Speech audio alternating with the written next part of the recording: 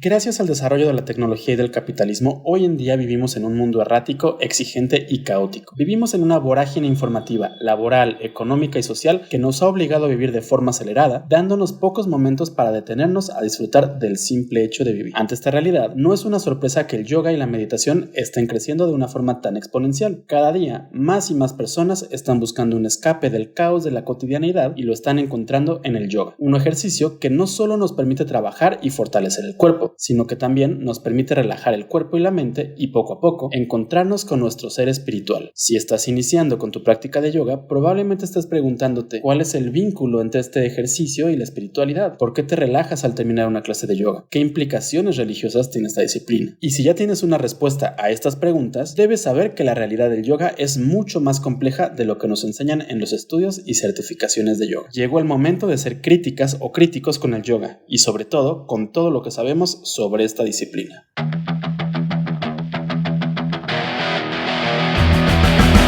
Yoga, una disciplina ancestral que se convirtió en uno de los negocios más lucrativos de la industria del fitness. ¿Cómo es que esta técnica antigua se convirtió en un negocio espiritual? ¿Realmente es yoga lo que practicamos hoy en día? ¿Qué chingados es el yoga? Yoga y más allá, un podcast en el que buscamos entender la evolución de la práctica de yoga desde su filosofía ancestral hasta la práctica postural contemporánea. Acompáñanos a profundizar en esta práctica, entender sus conceptos y desmenuzar su historia.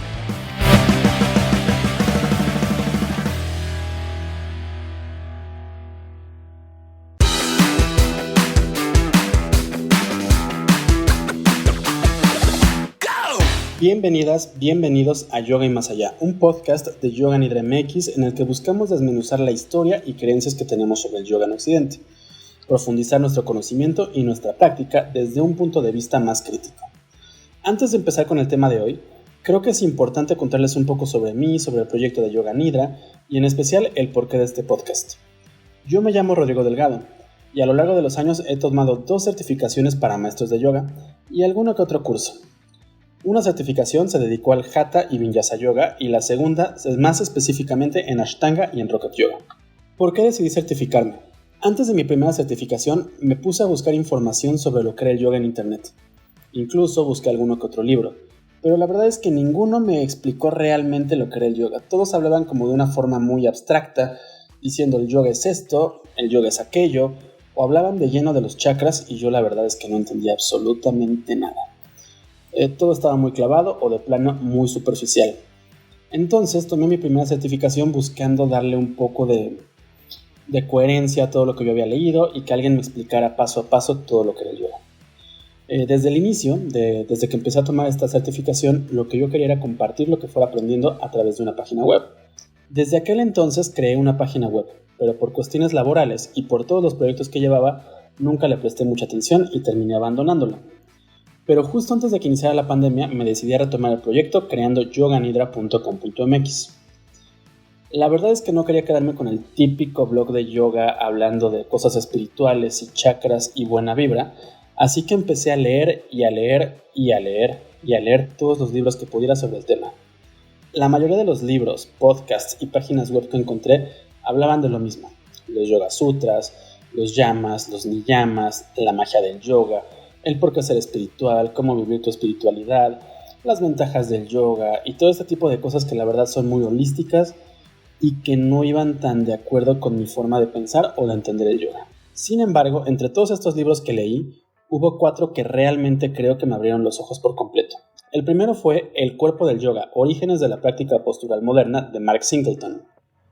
Después leí Roots of Yoga o Raíces del Yoga de James Mallison y también de Mark Singleton. Y los otros 2, Radiografía del Hatha Yoga e Historia mínima del yoga, ambos de Adrián Muñoz y el segundo en colaboración con Gabriel Martino. Estos 4 libros son de corte académico y por lo tanto son en momentos un poco aburridos y pesados, pero la verdad es que desmenuzan muy bien algunos de los puntos más importantes de lo que es la historia del yoga. Estos libros me enseñaron que el yoga que practicamos hoy en día tiene poco o nada que ver con el yoga ancestral de los Upanishads, de los Yoga Sutras o del Hatha Yoga Pradipika que vamos a retomar el día de hoy. Pero también me enseñaron a no satanizar el yoga contemporáneo por completo. Estas ideas me llevaron a investigar más y más y más y más sobre la historia del yoga y la manera en la que las y los occidentales nos hemos apropiado de las prácticas y creencias de la India hasta crear una especie de secta de buena vibra que rinde culto al dios dinero. Claro, estoy exagerando un poco. En todo este intento por aprender y ahondar sobre el yoga, me he dedicado a buscar podcasts en los que se hable sobre yoga, obviamente, pero desde un punto de vista más original y creativo, y sobre todo, crítico. Pero la búsqueda ha sido prácticamente inútil. La gran mayoría de los podcasts, si no es que todos, hablan sobre los mismos temas de yoga. Y cuando acaban con los típicos conceptos yogis, empiezan a hablar sobre la importancia de vibrar bonito, de la vibra, del aura y otros temas que van relacionados de una u otra forma al yoga, pero que la verdad tienen poco o nada que ver con esta práctica. Y bueno, creo que en el mundo del yoga hacen falta más espacios críticos que cuestionen al yoga desde el yoga. Por lo mismo, después de mucho pensarlo, decidí crear este podcast, un programa con el que buscaré profundizar los textos que subo a la página web y donde trataré de crear un nuevo espacio de discusión entre los yogas y los puntos de vista occidentales y orientales. Pero primero, lo primero. Vamos a tratar de definir lo que es el yoga. El yoga según Occidente. ¿Qué es yoga? La pregunta que nos hemos realizado prácticamente todas las personas que vamos a un salón de yoga. Una pregunta que ha sido respondida una infinidad de veces de una manera muy fácil y sencilla en todos los blogs y libros de divulgación de yoga que existen. ¿Y qué nos dicen todas estas fuentes de información? Bueno, nos dicen que la forma más fácil de definir el yoga es por su etimología. Y tienen mucha razón. Yoga viene de la raíz sánscrita yug, misma que se traduce como unión. Por lo tanto, yoga significa unión. ¿Pero unión de qué? Si le preguntas a cualquier maestro o maestra certificada, te responderán: unión de cuerpo, mente y alma. O espíritu. Una respuesta sencilla y concisa, que nos dice todo y que a la vez no nos dice nada. Pero la verdad es que para poder ahondar en esta respuesta y para poder hablar del concepto de yoga occidental y en general de yoga, es necesario que empecemos a analizar la historia del yoga. Por lo menos, la historia como nos la enseñan en los salones de yoga. El yoga prehistórico. Hoy en día se nos vende la idea de que el yoga es una disciplina milenaria que se ha venido desarrollando desde muchos siglos antes de Cristo o de nuestra era. Esto lo sabemos gracias al descubrimiento que realizó Sir John Marshall en la región de Mohenjo-Daro, en lo que hoy es Pakistán. En 1931, el arqueólogo encontró un sello en bajo relieve realizado en esteatita. En el sello se puede apreciar una figura antropomorfa, probablemente un hombre, sentada en lo que parecería ser Sukhasana o Siddhasana, las dos posturas de meditación más importantes y comunes en cualquier clase de yoga. Esta figura tiene las manos reposando en las rodillas como si estuviera meditando. Alrededor de esta figura se pueden observar diferentes imágenes de animales. Esto condujo al arqueólogo a la conclusión de que este personaje podría ser el dios Shiva o Siva en su manifestación de Pashupati, el señor de las bestias. Y si Shiva está realizando Siddhasana y meditando, la conclusión más lógica es que el yoga debe tener más de 30 siglos de antigüedad. ¿Suena lógico? Supongo.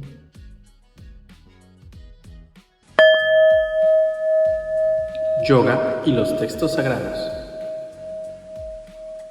Avancemos unos cuantos siglos y hablemos del primer registro que se tiene de la palabra yoga. De acuerdo a los maestros y maestras contemporáneas, el primer registro de la palabra yoga se dio en los Vedas. ¿Qué son los Vedas? A grandes rasgos, son los 4 textos más antiguos de la literatura de la India y son la base de la religión védica, misma que sentó las bases para el yoga y los diferentes hinduismos. No se sabe a ciencia cierta en qué época fueron escritos estos textos, pero se especula que fue a mediados del segundo milenio antes de nuestra época, pocos siglos después de que se tallara el sello de Mohenjo-Daro. En general, a las y los occidentales no nos interesa saber en cuál de los 4 Vedas aparece la palabra yoga. Sin embargo, como dato curioso, podemos decir que fue en el Rig Veda, el más antiguo de todos estos textos. Siguiendo con lo que nos cuentan en las certificaciones para maestros y maestros, en el Rig Veda se usa la palabra yoga para hablar de unión.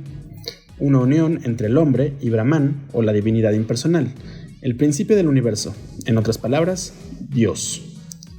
En los Vedas se habla de la existencia del yoga, pero no se ahonda realmente en la práctica o en la disciplina, y no fue hasta los Upanishads que se empezó a ahondar un poco más en el yoga. Los Upanishads son los 108 textos sagrados en los que se ahonda en las ideas y conceptos de lo que hoy es el hinduismo. En estos textos se empieza a hablar de la naturaleza del yoga, explicando que este nos sirve para liberarnos de la cadena de renacimientos y de una u otra forma hablan sobre algunas prácticas que pueden llamarse yoga. Como dato curioso, el filósofo del pesimismo alemán Arthur Schopenhauer fue uno de los primeros occidentales en leer algunos de los Upanishads y alabó fuertemente el conocimiento de estos textos, abriéndole la puerta del conocimiento hindú a Occidente. De hecho, gracias a él, un gran número de intelectuales occidentales empezaron a retomar ideas y conceptos de la India para incorporarlas a sus filosofías. Siguiendo con los textos más importantes del yoga, debemos mencionar que entre el siglo IV y III de nuestra era se escribió el Mahabharata, un texto o poema épico de 200.000 versos de extensión. 18 capítulos de este texto conforman el Bhagavad Gita, también conocido como el Canto del Señor. El Bhagavad Gita es uno de los libros más importantes en la India y en los hinduismos, pues este retrata la conversación que tuvo el héroe Arjuna con su jinete y amigo Krishna, el 20º avatar o encarnación del dios Vishnu, justo antes de la guerra de Kurukshetra. Al llegar al campo de batalla, Arjuna se enfrenta al dilema y confusión de tener que luchar contra su propia familia. De esta forma, Krishna empieza a hablarle sobre sus deberes como guerrero y príncipe, iniciando una plática a través de las doctrinas yógicas y vedánticas. Además de ayudarnos a profundizar en el hinduismo y en la manera en la que los hindús entienden a Dios, lo que más nos interesa a las yoginis y a los yogis del Bhagavad Gita es que Krishna enumera y describe brevemente los caminos del yoga. Habla del Karma Yoga, el yoga de la acción, el Jnana Yoga, el yoga del conocimiento y el Bhakti Yoga, el yoga de la devoción. Los occidentales después agregaríamos el Raya Yoga, el yoga real. En otros capítulos profundizaremos más en estos caminos del yoga. Pero por lo pronto es importante mencionar que el Gita es un libro de suma importancia para el estudio del yoga y el hinduismo en Occidente, pues este fue ampliamente retomado y estudiado por un sinfín de intelectuales desde finales del siglo XIX. Siguiendo con esta línea, vale la pena comentar que el Bhagavad Gita fue el libro de cabecera de Francisco I. Madero, el revolucionario mexicano, y de hecho, gran parte de su política estuvo basada en las enseñanzas de Krishna y Arjuna. Pero ese es tema para otro capítulo.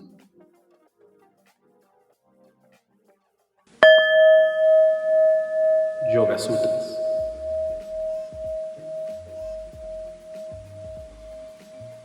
Si le preguntas a cualquier maestro o maestra de yoga cuál es el libro más importante y que todo yogi o yogini debe leer, seguramente te responderán diciendo que son los Yoga Sutras, la Biblia del yoga occidental. Este texto fue escrito por Patanjali alrededor del siglo II antes de nuestra era y está compuesto por 196 aforismos, es decir, sentencias breves y doctrinales, mismos que están divididos en 4 pequeños capítulos o secciones conocidas como padas. En los aforismos, Patanjali nos da una definición directa de lo que es el yoga, diciendo que yoga es el cese de las fluctuaciones mentales. También empieza a trazar un camino para la realización de la práctica a través del Ashtanga Yoga, término que se traduce como 8 ramas del yoga. ¿En qué consiste el Ashtanga Yoga? Este camino propone 8 pasos que debemos seguir para poder alcanzar el yoga o la unión. Estos pasos son yama o códigos sociales, niyama o códigos personales, asana o postura, pranayama, control de la energía vital, pratyahara, aislamiento sensorial de los estímulos externos, dharana, concentración, dhyana, meditación, y samadhi, iluminación. Es importante mencionar que el yoga patanjálico es el camino del Raya Yoga o yoga real. Este yoga, aunque sí menciona la existencia de la postura como una parte del yoga, únicamente dice que asana debe tener las cualidades duales de firme y cómoda. Patanjali nunca menciona ninguna postura de yoga y no ahonda mucho en el tema, aunque en el Vyasa, que es el comentario más importante de los Yoga Sutras, sí se mencionan algunas posturas. Debemos entender que el camino patanjálico del yoga es un camino principalmente meditativo, por lo que la postura probablemente solo se refiera al poder sentarse a meditar. Hatha Yoga medieval.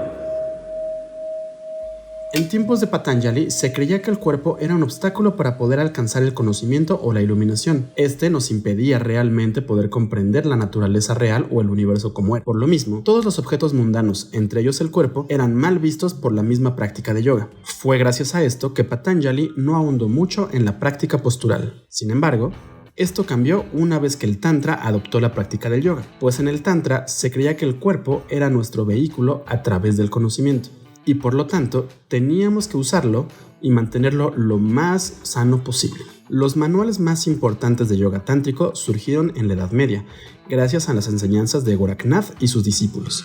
Manuales de los que tal vez has escuchado mencionar algunos, como el Shiva Samhita o el Geranda Samhita. Entre todos estos manuales, el que más se popularizó en Occidente gracias a su traducción fue el Hatha Yoga Pradipika de Swami Swatmarama. Este manual habla de la importancia del Hatha Yoga para poder alcanzar el Raja Yoga y define un camino del yoga basado en Yama y Niyama, Asana, Pranayama, Mudras y Samadhi. Lo interesante de este texto es que a diferencia de los sutras, este sí da técnicas específicas para la práctica de yoga. Habla sobre cómo y cuándo se debe de iniciar con la práctica de yoga, cómo debe ser la alimentación de un yogi, las cualidades que nos permitirán alcanzar el éxito en el yoga y empieza de lleno hablando de la postura, misma que debe practicarse para lograr una postura estable, salud y ligereza de cuerpo. El Hatha Yoga Pradipika explica que Shiva enseñó 84 posturas y después describe las 4 posturas más importantes del yoga: Siddhasana, Padmasana, Simhasana y Vajrasana. Después ahonda en temas como el pranayama, los mudras, las bandhas y el samadhi, entre muchos otros. Gracias a la popularidad que adquirió este libro a principios del siglo pasado, las y los yogis occidentales actuales solemos decir que en teoría nuestra práctica está basada en las enseñanzas de este libro, aunque la realidad es que prácticamente nada de lo que hacemos tiene que ver con el Hatha Yoga Pradipika. Yoga moderno. Desde antes del medioevo, el yoga estuvo destinado a renunciantes ascetas, por lo que poca gente tuvo acceso a la disciplina del yoga. Y no fue hasta principios del siglo XX que la disciplina empezó a vivir un renacimiento gracias a la participación de 2 personajes claves, Vivekananda y Krishnamacharya. Vivekananda viajó a Estados Unidos para presentarse en el Parlamento Mundial de las Religiones de 1893. Gracias a esto, se dedicó a viajar por todo el país propagando la técnica del Raja Yoga y abriendo las puertas para que la cultura oriental se popularizara en Occidente. Como dato curioso, Vivekananda despreciaba las técnicas del Hatha Yoga gracias a cuestiones que vamos a comentar en capítulos siguientes. Mientras tanto, Krishnamacharya estudiaba las técnicas de yoga con el Sri Ramamohan en los Himalayas y se dedicaba a leer los textos sagrados del yoga. Cuando regresó de su exilio, Krishnamacharya decidió compartir la palabra del yoga y las técnicas del yoga con todo el mundo. Fue así que consiguió el patrocinio de Krishna Raja Wadiyar IV, el Maharaja de Mysore, quien lo patrocinó para que pudiera abrir la primera escuela de yoga moderna como la conocemos. En esta escuela, Krishnamacharya se enfocaba principalmente en la postura, lo que se hizo que se ganara el nombre de Hatha Yoga. Krishnamacharya se dedicó a educar a la gente de Mysore y a realizar demostraciones a lo largo y ancho de Indostán, popularizando el aspecto postural del yoga y reviviendo, en teoría, esta disciplina. Entre los alumnos de Krishnamacharya se encontraban V.K.S. Iyengar, Indra Devi y Patabi Joyce, nombres que quizás ya hayas escuchado anteriormente. Estas 3 personas después se encargarían de llevar el yoga postural a Occidente, convirtiéndolo en lo que es hoy en día. ¿Qué chingados es el yoga? Como verás, de acuerdo a la perspectiva occidental, el yoga ha tenido una evolución a través de los siglos. Inició siendo una práctica introspectiva en la que la ética, la fe y la meditación eran las principales herramientas para poder alcanzar el yoga. Con el paso de los siglos, la práctica empezó a adquirir más y más herramientas físicas y posturales, aumentando considerablemente el número de posturas o asanas e incluyendo otros ejercicios de limpieza, purificación y respiración. Y desde el siglo XX, gracias a los grandes gurús del yoga, esta disciplina se abrió al mundo gracias a la proliferación de los asanas. Hoy en día, el yoga es un ejercicio físico que nos permite trabajar nuestro cuerpo ayudándonos a ganar control del mismo. Pero cada postura requiere de una alineación, atención e intención específica, lo que nos llevará a concentrar nuestra mente durante la práctica física, permitiéndonos entrar en un estado de meditación. Por otro lado, la práctica postural nos ayudará a liberar endorfinas y a través de los estiramientos relajaremos el cuerpo. Y un cuerpo relajado también nos permite tener una mente relajada. Esto nos llevará a adentrarnos mejor en los estados de meditación, y la meditación, aunque sea solo en Shavasana, nos permitirá adentrarnos en nuestro ser, abriéndonos la puerta a la espiritualidad. Entonces podemos resumir que el yoga es un ejercicio que trabaja nuestro cuerpo y nuestra mente para ayudarnos a entrar en un estado de unión con nuestro propio espíritu. La apropiación occidental del yoga, una verdad incómoda. A lo largo de este episodio hemos retomado los momentos más importantes de lo que me gusta llamar la historia oficial del yoga occidental, pero esta es una historia muy simplificada y mal interpretada o manipulada. De hecho, aunque en los salones y certificaciones nos enseñan que los Vedas son los textos en los que se usa la palabra yoga o yug para referirse a la unión de cuerpo, mente y espíritu, la realidad es que únicamente usan la palabra yug para referirse a unión. Para ser más específicos, la usan para referirse a lo que es el artefacto con el que se unen los caballos, mulas, bueyes o carruajes, lo que hoy conocemos como yunta. El hecho de que afirmemos que el yoga surge en los Vedas se debe a la influencia de los diferentes grupos de intelectuales, pensadores y ocultistas que se dedicaron a investigar la doctrina del yoga, recreándola y adoptándola para el público occidental. Cabe mencionar que estos grupos tenían tanta influencia que incluso llegaron a modificar la manera en la que se entendía el yoga en la India, pero ese es un tema para los siguientes capítulos. La manera en la que estos grupos definieron la historia y el misticismo del yoga es la que han hecho que hoy en día pensemos que el yoga postural se deriva de una disciplina ancestral, todo en pro de poder comercializar con el mismo yoga. Aunque al entender al yoga como una disciplina espiritual que viene de tiempos antiguos, no tiene aparentemente nada de malo y de hecho ayuda a muchas personas a afrontar sus problemas del día a día y a encontrarse con su propia espiritualidad, debes saber que esta idea del yoga cae en la apropiación cultural. Y si realmente queremos seguir al principio de Ahimsa, que es parte de los niyamas patanjálicos, debemos de evitar caer en la apropiación. ¿Cómo podemos evitarlo? Es muy sencillo, simplemente debemos buscar comprender los orígenes y la auténtica filosofía del yoga ancestral, así como su conexión con el yoga postural contemporáneo. En los próximos episodios empezaremos a recorrer la historia del yoga, los conceptos básicos de la práctica contemporánea y su realidad ancestral y todo lo relacionado con el mundo del yoga. Todo esto con la idea de poder evitar caer en la apropiación cultural y de aprender realmente más a profundidad lo que es el yoga. Así que te invito a acompañarme en este viaje a través del yoga. Si quieres conocer más sobre este proyecto, te invito a entrar a yoganidra.com.mx y seguirnos en nuestras redes sociales. Nos encuentras en Instagram, Twitter, Facebook y YouTube como Yoga Nidra MX. Yo soy Rodrigo Delgado y te espero en el próximo capítulo de Yoga y Más Allá.